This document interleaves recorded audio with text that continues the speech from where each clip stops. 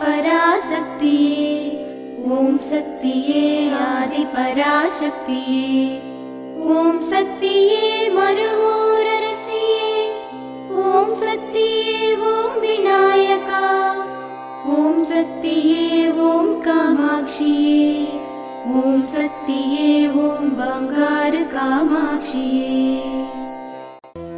ಓಂ ಶಕ್ತಿಯೇ ಬಂಗಾರ ಅಡಿಗಳೇ ಓಂ, ಓಂ ಶಕ್ತಿಯೇ ಬಂಗಾರ ಅಡಿಗಳೇ ಓಂ, ಓಂ ಶಕ್ತಿಯೇ ಬಂಗಾರ ಅಡಿಗಳೇ ಓಂ, ಓಂ ಓಂ ಓಂ.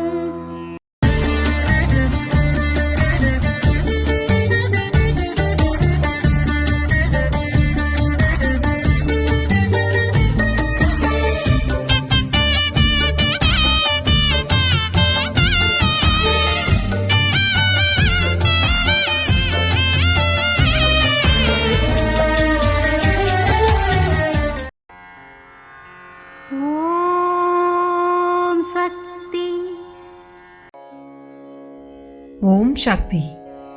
ಹೂವು ಗಿಡದಲ್ಲಿ ಹುಟ್ಟುತ್ತದೆ, ಗಿಡ ಮಣ್ಣಿನಲ್ಲಿ ಹುಟ್ಟುತ್ತದೆ, ಆ ಮಣ್ಣನ್ನೇ ಆಧಾರವಾಗಿ ಹಿಡಿದುಕೊಳ್ಳುತ್ತದೆ, ಪ್ರಕೃತಿಯಿಂದ ಬೆಳೆಯುತ್ತದೆ, ಪ್ರಕೃತಿಯಾಗಿ ಜೀವಿಸುತ್ತದೆ.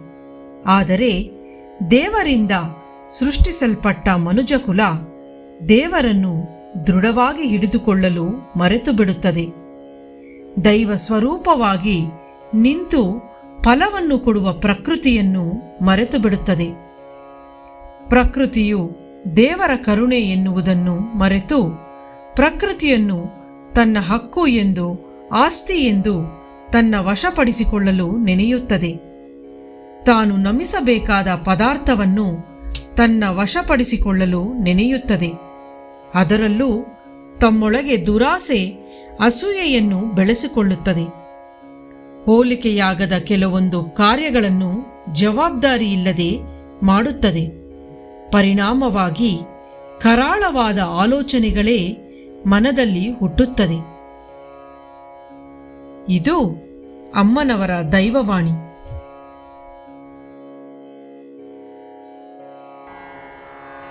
ಓಂ ಶಕ್ತಿ. ಅಮ್ಮನ ನೆನೆ ಮನವೇ ಮೇಲ್ಮರವೂರಮ್ಮನ ನೆನೆ ಮನವೇ.